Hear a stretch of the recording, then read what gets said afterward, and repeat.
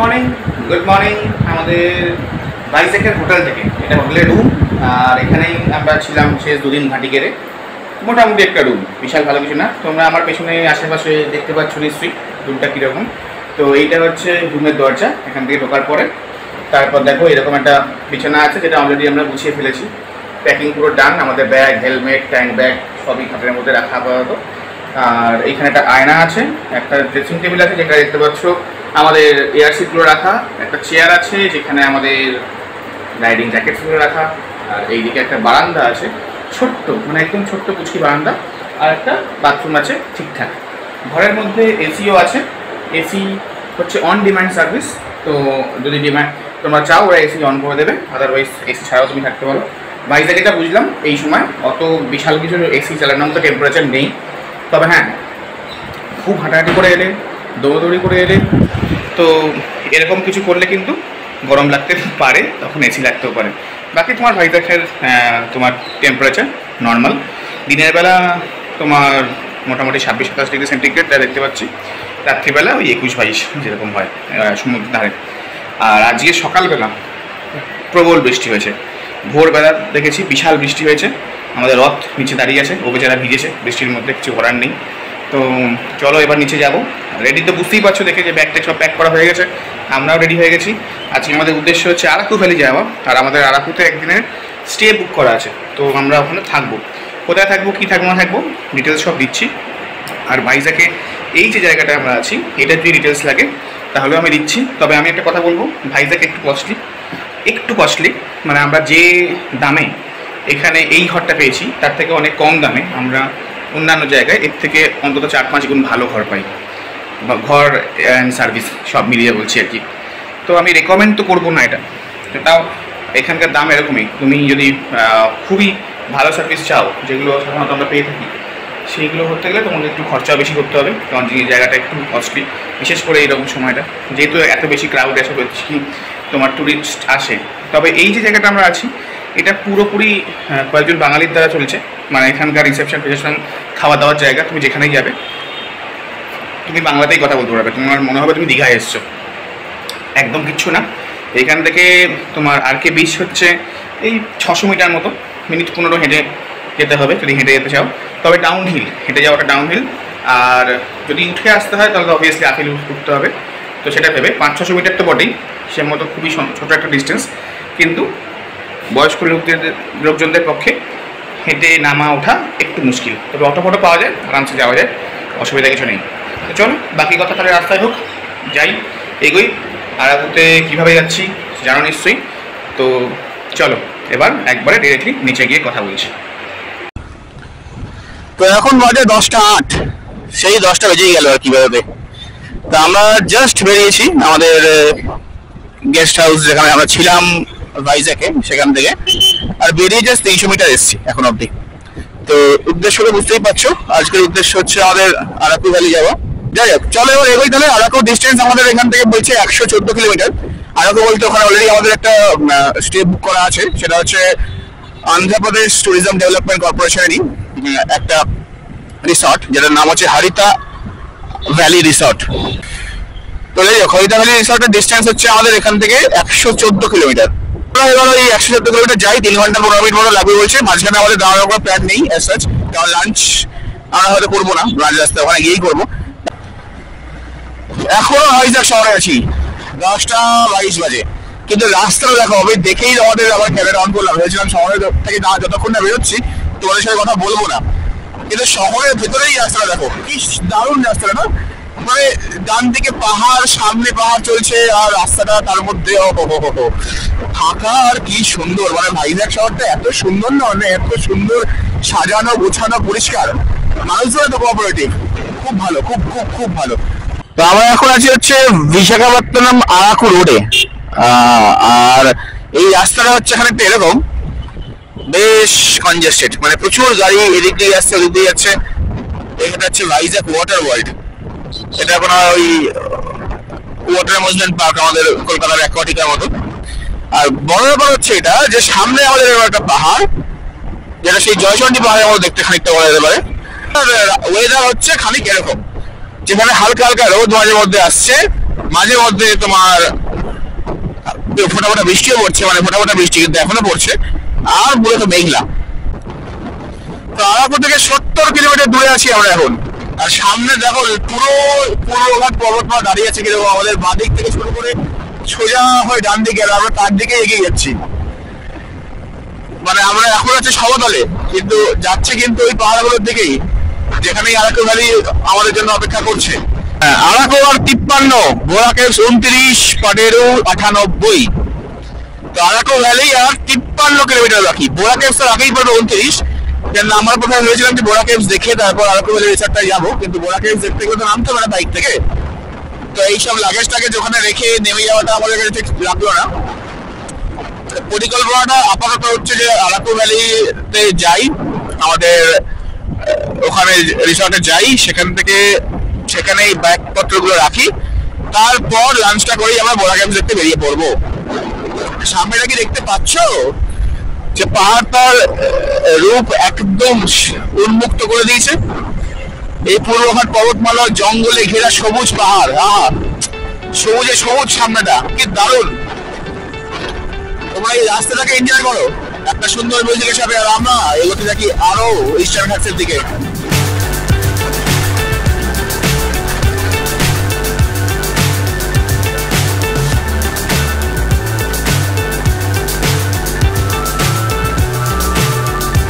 কি সুন্দর রাস্তা, NH 516E। আর ডান দিকে দেখো আমরা কিসের দিকে এগিয়ে যাচ্ছি।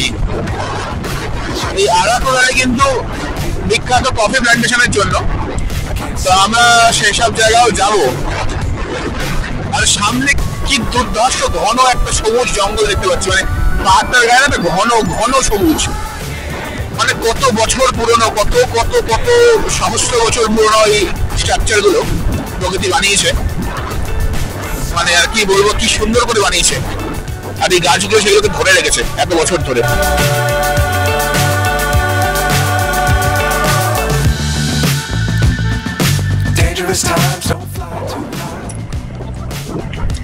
ওয়াও, পাহাড়ে ওঠা রাস্তা, আপহিল রোডস। এই রথ আবার উঠছে পাহাড়ে। ওরে বাবা, দেখো একবার সামনেটা। এখানে বরফ দেখা যাবে না, কিন্তু তাহলে সৌন্দর্য কিন্তু কম নয়। পূর্বঘাট পর্বতমালাকে নিয়েই আমাদের এই সিরিজটা, যেটা আমি প্রথম থেকেই বলে আসছি। এর নামই হচ্ছে ইস্টার্ন ঘাটস। প্রথম দিন তোমরা দেখেছো চিল্কা, চিল্কা অর্থাৎ সমুদ্রের ধারে, মানে পূর্বঘাট পর্বতমালার পূর্ব দিকে। এবার আমরা আস্তে আস্তে পূর্বঘাট পর্বতমালার ভেতরে ঢুকছি। চিল্কা থেকে আমরা সমুদ্রের ধার বরাবরই এসেছি ভাইজ্যাক, যেটাও পূর্বঘাট পর্বতমালার পূর্ব দিকে। এবার আমরা এসেছি আরাকু ভ্যালিতে, মানে আমরা যাচ্ছি আরাকু ভ্যালিতে। আমরা উঠছি পাহাড়ে, আমরা আরাকুকে ছুটে যাচ্ছি, পূর্বঘাট পর্বতমালার মাটিতে পা রাখতে যাচ্ছি। তো চলো দেখতে থাকো রাস্তাটা, দেখতে থাকো রাইড রোভার্স। ভালো লাগলে একই কথা, কিন্তু লাইক করো, শেয়ার করো, কমেন্ট করো, আর সাবস্ক্রাইব তো অবশ্যই করো, আর লোককেও বলো করতে। আর এই হচ্ছে রাস্তা, এইটা হচ্ছে পূর্বঘাট পর্বতমালার মাথায় উঠছি। বলছিলাম না ছিলাম পূর্ব দিকে, এবার যাচ্ছি আস্তে আস্তে দক্ষিণ দিকে পূর্বঘাট পর্বতমালার মাথায় উঠে। দক্ষিণ দিক বললে ভুল, অ্যাকচুয়ালি চিল্কা থেকে আমরা এখন ভাইজ্যাক এসেছি, ওটা দক্ষিণে এসেছি। দক্ষিণ থেকে আমরা পশ্চিম দিকে যাচ্ছি আরাকুতে, মানে উপরে উঠছি। আর এই প্রত্যেকটা বাঁক কিন্তু ভালো ভালো বাঁক, মানে তোমার যদি পাহাড়ে গাড়ি চালানোর অভিজ্ঞতা না থাকে, এটা কিন্তু নিতে একটু বেগ পেতে হবে, অর্থাৎ একটু মাথা খাটাতে হবে, একটু বেশি সতর্ক থাকতে হবে। সতর্কতা সবসময় দরকার পাহাড়ে, যেটা আমি সবসময় বলি। ও দেখো দেখো দেখো, ডান দিকে ঘুরে দেখো, বেশ চড়াই, এটা বেশ চড়াই। হুশ করে চলে গেলাম। আবার একটা ইউটার্ন আছে, ঘুরে দেখো, দেখতে পাচ্ছ এয়ারপিন বেঞ্চ আছে একটা, এটাও হর্ন দিয়ে জায়গা নিয়ে উঠতে হবে। তোমরা গাড়ি আসছে, দেখে নিয়েছি।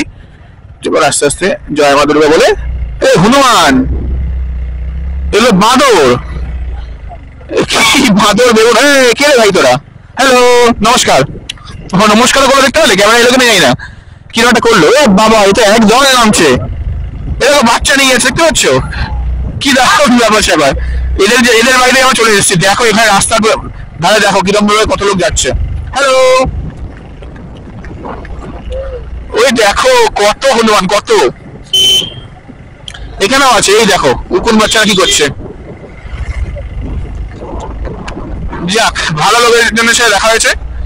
এবার চলো আরেকটু এগোই, তারপর তোমাদের সাথে আবার কথা বলবো। একবার ভ্যালিটা দেখো। এইটা দেখে রাস্তার উল্টো দিকে এসে দাঁড়াতে বাধ্য হলাম, মানে বাধ্য করলো আর কি এই ইস্টার্ন ঘাটস। এইটা দেখে আমরা এবার আবার রাস্তায় উঠে এবার আবার আমাদের উদ্দেশ্য যেদিকে, আমাদের গন্তব্য এদিকে, তার উদ্দেশ্যে এগোচ্ছি।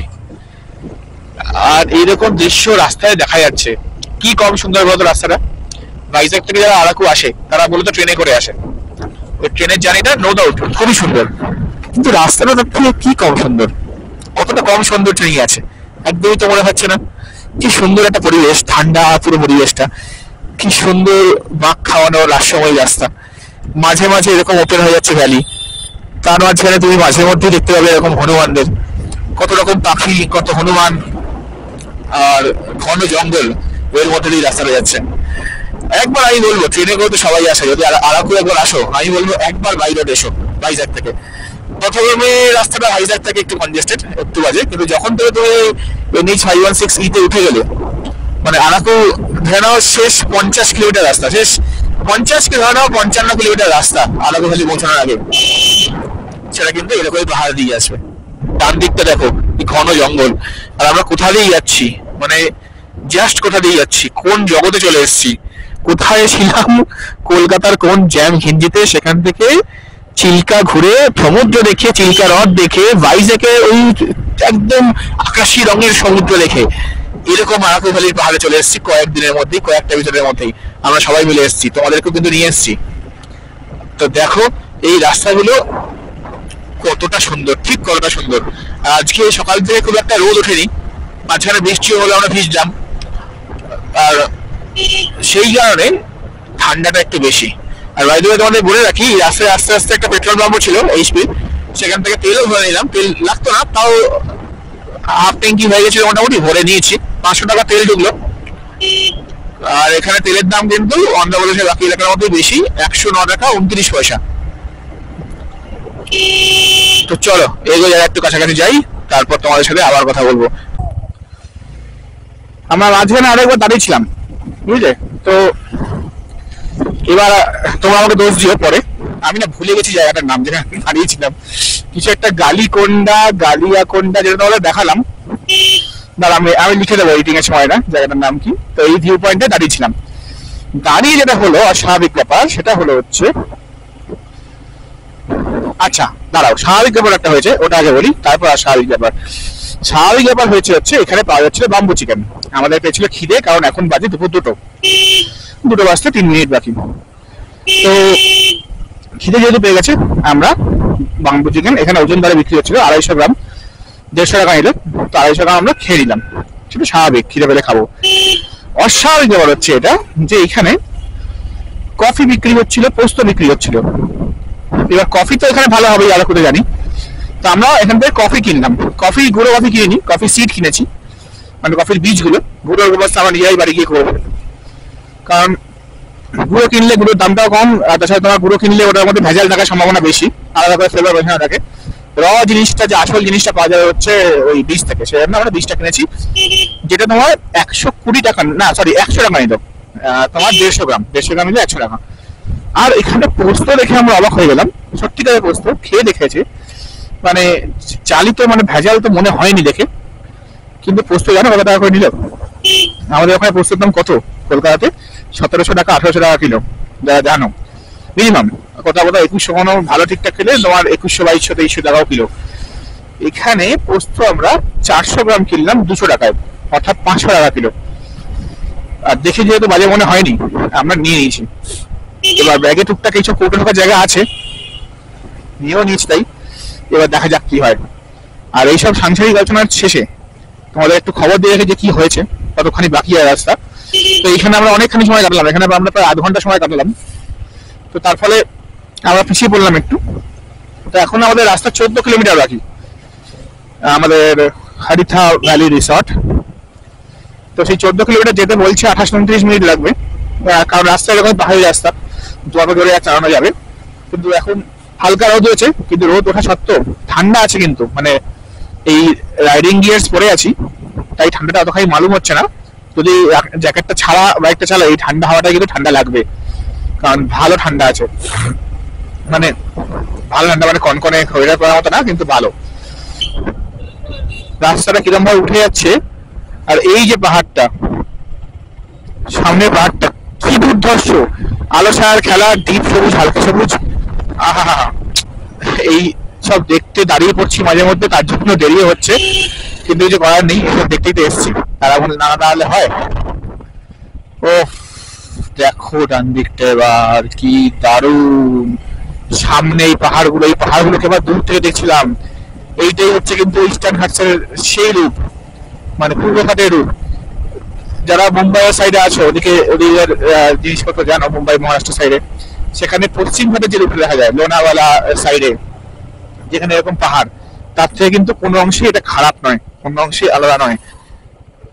পশ্চিম ঘাটে অবশ্যই বেশি বৃষ্টি হয়, চিরহরিৎ অরণ্য, সেটা তোমার বেশি সবুজ, আরো ঘন সবুজ। পূর্ব ঘাটে বৃষ্টি প্রাকৃতিক ভাবেই পশ্চিম ঘাটের তুলনায় কম হয়, কিন্তু তাও আরব সাগর থেকে যে ধাওয়াগুলো পশ্চিম ঘাটে এসে বৃষ্টিটা করায়, দক্ষিণ পশ্চিম মৌসুমী বায়ু, সে যখন পূর্ব দিকে আসে অনেকটাই স্থিমিত হয়ে যায় বলতে পারো, বঙ্গোপসাগরে জলীয় বাষ্পগুলো থেকে পূর্ব ঘাট নিজেকে সবুজ করে। তো এই হচ্ছে ব্যাপার। আর তোমার এইখানটা যেরকম ধাপে ধাপে চাষ করেছে, সবই ধান চাষ করেছে, মানে এখানকার লোকের মূল জীবিকা দেখতে পাচ্ছি চাষবাস করাই বলতে পারো। আর বিভিন্ন রিসর্ট আছে, ট্যুরিজমটাও একটা জীবিকার মধ্যে পড়ে। তো এইখানটা ব্রিজ হচ্ছে, কারণ রাস্তাটা একটু ভাঙাচোরা, মানে ডাইভার্সন। চলো এবার অনেক দেরি হয়ে গেছে, এবার আস্তে আস্তে ট্রেনে এগোতে হবে, কারণ আমাদের আবার গিয়ে বেরোতে হবে। চলো। এই আরাকু ভ্যালি তার রূপে, তার পাহাড়ে এতটাই সুন্দর যে বারবার আমরা বাধ্য হচ্ছিলাম দাঁড়িয়ে পড়তে এই সুন্দর ভ্যালি দর্শন করতে। তারপর পৌঁছে গেলাম আমাদের আগে থেকেই বুক করে রাখা হারিতা ভ্যালি রিসর্টে, APTDC, যেখানে আমাদের জন্য বরাদ্দ ছিল এই একতলার ঘরটা। আর দেখতে পেলে রথ ঠিক সামনেই রাখা, আর এরকমই ব্যবস্থা করেছিল ওরা যেখানে বাইকটা রাখতে পারি। ঢুকেই একটা সুন্দর টিভি ক্যাবিনেট, আর ঢুকেই তার ডান দিকে টিভি ক্যাবিনেটটা দেখার পরে দেখতে পাও যে আমাদের একটা 5 জনের মোটামুটি বসার মতো জায়গা, একটা টেবিল, সেন্টার টেবিলও আছে, যেখানে আমাদের ব্যাগগুলোকে তোমরা ইগনোর করতে পারো। বাকি জিনিসটা যদি আরেকটু ভালো করে দেখাই, তাহলে ভেতরে ঢুকে একটা মোটামুটি কিং সাইজ বেড অবশ্যই দেখতে পাচ্ছ, একটা বাথরুম আছে যেটা ঠিকঠাক, অবশ্যই খুব ভালো, খুব সুন্দর, যেখানে গিজারও লাগানো আছে, তো সব ফ্যাসিলিটি আছে। এদিকে আছে একটা জানলা, যেহেতু একতলায় সেরকম কোনো ভিউ নেই এটায়। তবে আমার যেটা সব থেকে ভালো লেগেছে সেটা হচ্ছে এই জায়গাটা, যেটা কিনা একটা ওয়াক ইন ওয়ার্ড্রপ, যেটা আমি কোথাও কখনো দেখিনি।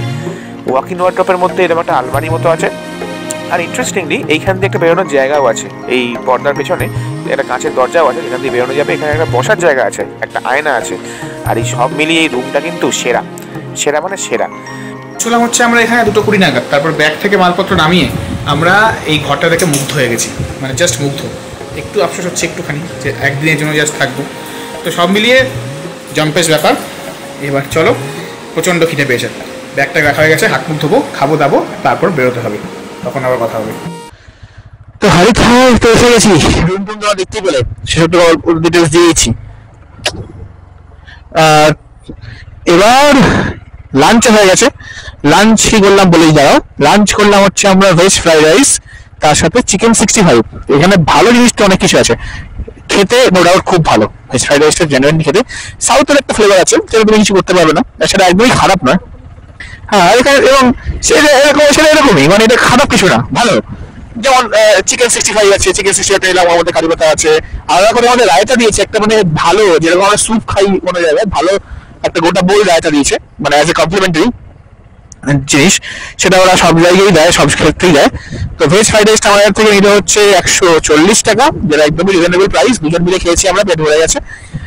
আর সাথে চিকেন 65টা আমাদের সাথে থেকে নিলে হচ্ছে 240 টাকা, যেটা কত পিসের হিসেব থাকে না, এটা আমি দেখেছি, আমি আগেও বলেছি, কলকাতাতে গেলে আমরা পিসের হিসাব করি, 10 পিস 12 পিস, বাকি তোমার কেউ পিস হিসাব করে না। কোনো জায়গায়। তো এখানে যা মনে হলো 16-17 পিস ছিল ছোট ছোট, ভালো, বেশ ভালো। তো সব মিলিয়ে আমাদের 400 টাকা আর 20 টাকা তোমার জলের বোতল। তো সব মিলিয়ে 420 টাকা, জিএসটি ফিএসটি জিএসটি 5% আলাদা করে আছে, সব মিলিয়ে 419 টাকা বিল হলো। তো এইসব করে বুঝতে পারছো লাঞ্চ করেছি, জাস্ট লাঞ্চ করেছি, 15 মিনিট হয়নি, তার ঠিক পরে আমরা বেরিয়ে পড়েছি। কেন বেরিয়ে পড়েছি? কারণ আমাদের উদ্দেশ্য হচ্ছে এখন বোরা কেভস যাওয়া। এবার গল্পটা হচ্ছে এখানে অন্যরকম। বোরা কেভস যাওয়ার উদ্দেশ্যে বেরিয়েছি বলে, বোরা কেভস এখান থেকে 36 কিলোমিটার দূর। তো আমি নিশ্চিত নই যে আমি 36 কিলোমিটার চলে যেতে পারবো এটুকু সময়ের মধ্যে। তার কারণটা হচ্ছে এখন বাজে 3:45, আর 36 কিলোমিটার যেতে লাগবে 1 ঘন্টা তো বটেই পার রাস্তায়। তো সেক্ষেত্রে 4:45, 5টায় বন্ধ, কি হবে জানি না, একটু রিস্ক নিয়েই যাচ্ছি, অ্যাটলিস্ট বাইরে হয়ে যেতে পারবো। তো চলো রিস্কটা নিই। আর এই একই রাস্তা তোমাদের আর দেখাচ্ছি না, কারণ একই রাস্তাতেই যাবো বোরা কেভসে। তো বোরা কেভস যাই একবার, তারপর কথা বলছি। তেলেগুতে বড়িয়া শব্দের অর্থ হচ্ছে গর্ত, আর সেই বড়িয়া শব্দ থেকেই বোরা শব্দটা এসছে। বোরা কেভস হচ্ছে আরাকু ভ্যালির অন্যতম একটা আকর্ষণ। এরকম জঙ্গলে ঘেরা জায়গা, সুসজ্জিত, অত্যন্ত ভালো ব্যবস্থা সম্পন্ন এই টুরিস্ট স্পটটা বলতে পারো মাস্ট ভিজিট এখানকার। তো বাইকটা রেখে আমরা এখান থেকে আস্তে আস্তে এরকম পথ ধরে সিঁড়ি দিয়ে বলতে পারো নিচের দিকে নেমে গেছি মূল জায়গাটা যাওয়ার জন্য। বেশ ভিড় ছিল। বিকেলবেলা পৌঁছেছি মোটামুটি ধরো ওই 4:40 নাগাদ। 5টার সময় বন্ধ হয়ে যাওয়ার কথা এই ভয় নিয়ে পৌঁছেছিলাম, কিন্তু ঘটনাচক্রে বন্ধ হয়নি। তো নামতে নামতে মোটামুটি এরকম একটা জায়গায় তোমরা এসে পৌঁছবে। তো বিকেলবেলা হলেও এই জায়গাটা কিন্তু বেশ ভিড় আমরা পেয়েছিলাম। হালকা হালকা বৃষ্টি পড়ছিল, আর তার মধ্যে যথেষ্ট ভিড়। বোরা কেভসের ভিতরে এরকম একটা ছোট্ট মন্দির মতো আছে, তাছাড়া খুব সুন্দরভাবে সিঁড়ি করে দেওয়া আছে। এই সিঁড়ি দিয়ে নামতে নামতে আস্তে আস্তে সূর্যের আলো থেকে আমরা কিন্তু দূরে চলে গেছি, বা দূরে চলে যেতে থাকবে তোমরাও যদি আসো। তো দেখো এই কেভসটার চারদিকে দেয়ালগুলো কীরকম শ্যাওলা হয়ে গেছে। নিচ দিয়ে একটা ছোট্ট নদী যাচ্ছে, একটা স্ট্রিম মতো যাচ্ছে জলের, সেটারও ব্যবস্থা পাওয়া যাচ্ছে।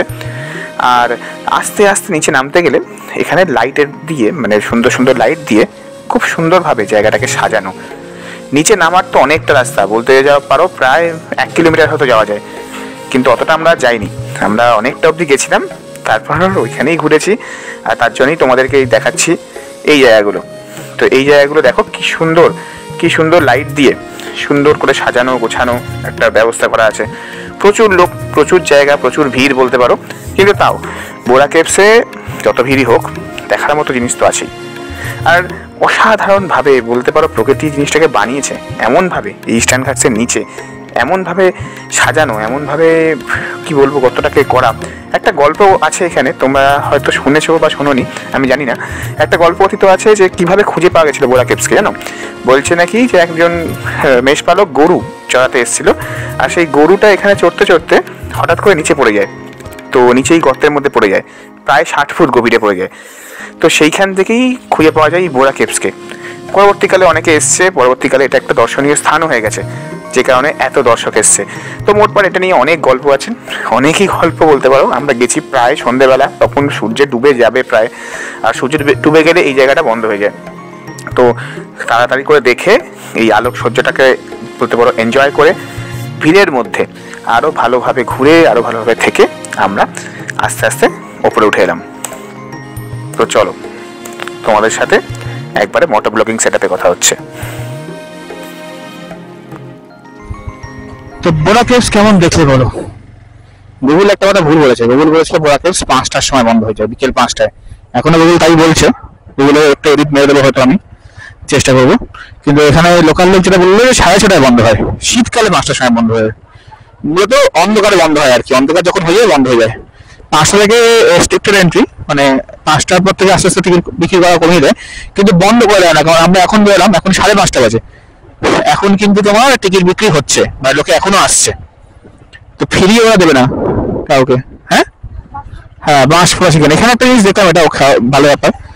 মানে এই আরাকুতে এসে বাঁশপোড়া চিকেনের কিন্তু প্রবল চল। আমাদের বাঁশপোড়া চিকেন খেলাম ওখানে দাঁড়িয়ে, তার কারণটা কিন্তু ওখানে পাওয়া যাচ্ছিল বলেই, খুব সহজে পাওয়া যাচ্ছিল। 250 গ্রাম 150 টাকা, সস্তায় বলতে পারে, আর খুব ভালো, খুবই ভালো খেতে। তো সেই সমস্ত জিনিসপত্র ভালো। আর বোরাকের এই জিনিসটা ভালো, অনেকটা ডিপ। তুমি যদি ভাবো যে মাটির লেভেল থেকে এখানে যে লেভেলে আমরা এখন আছি, এখান থেকে কম করে যদি মানে সোজা রাস্তায় ভাবি, কম করে 250 ফুট 200-250 ফুট ডিপ হবে, মানে মাথার উপর থেকে। মানে কতটা নিচে নামা, একদম নিচে নামা যাচ্ছে, একদম নিচে নেমে গিয়ে তারপর উপরে উঠে আসতে হবে। সব সুন্দর লাইন লাইট করে ভালো ডেকোরেশন করা আছে।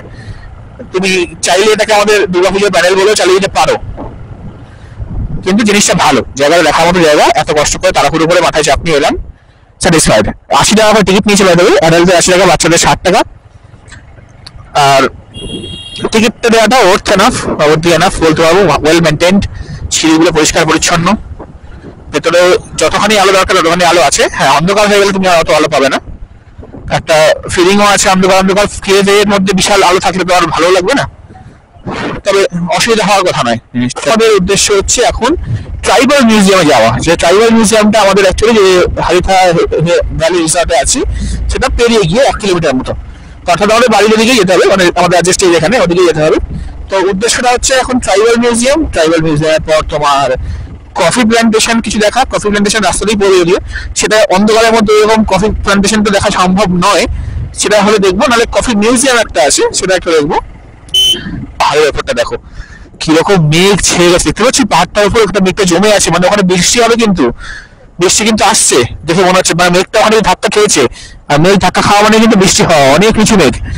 এবার আমাদের কাছে কিন্তু এই যে আমরা বেরিয়েছি এখান থেকে খেয়ে দিয়ে, আমরা কিন্তু না রেনকোট, না তোমার ছাতা, না রেন কভার ব্যাগের কিচ্ছু নিয়ে বেরোয়নি, নাথিং।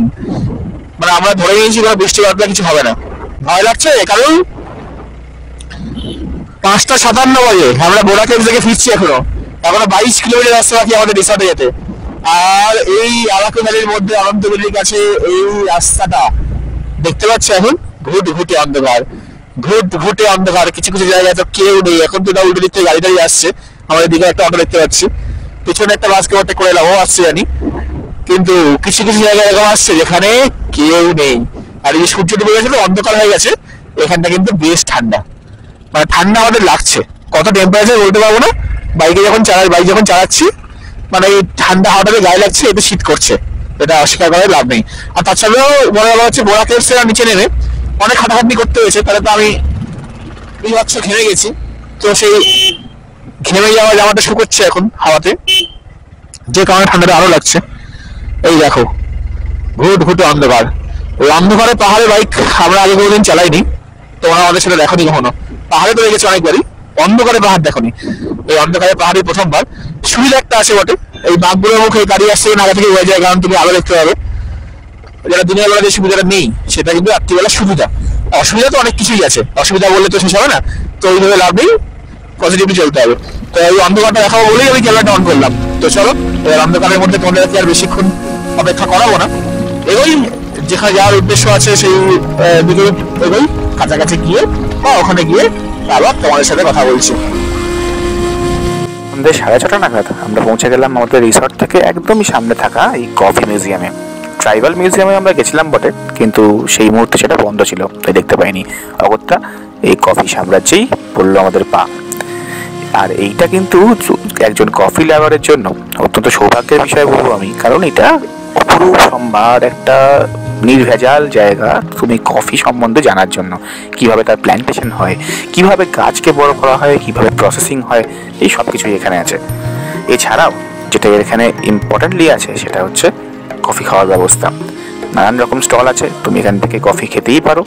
এছাড়া তুমি কফির ইতিহাস জানতে জানতে ঘুরে আসতে পারো এদের এই জায়গাটায়, যেখানে এরা অফুরান সম্ভার নিয়ে বসেছে কিছু চকলেট আর কিছু কফি সংক্রান্ত খাবারের, যেগুলো অবশ্যই ভালো। এটা হচ্ছে কফি মিউজিয়ামের ভেতরটা, এটা কেমন দেখছো বলো? কফি লাভার যদি হও, এখানে আসাটা কিন্তু অবশ্যই দরকার, মাস্ট ভিজিট। এটা 8টা অবধি খোলা থাকে রাত্রিবেলা। দেখো এইখানে একটা মিউজিয়ামের মধ্যে বিভিন্ন জিনিস দেখানো হয়েছে, যেটা দেখালাম একটু আগে। বাইরে কফি পাওয়া যাচ্ছে, দেখি কিছু খেতে পারি কিনা, এগোই তারপর কথা বলছি।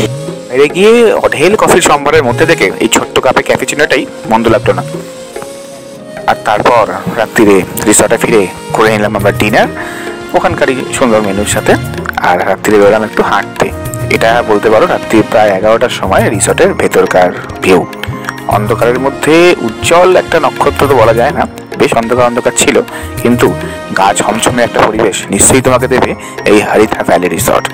মোটের ওপর অভিজ্ঞতা খুবই ভালো, তাই তোমাদেরকেও আর এগিয়ে নিয়ে যাচ্ছি না, এই রিসর্টের ভেতরে অন্ধকারে হাঁটতে হাঁটতেই চলো। তাহলে আজকের ব্লগটা এখান থেকে শেষ করছি। ভালো লাগলে অবশ্যই সাথে থেকো।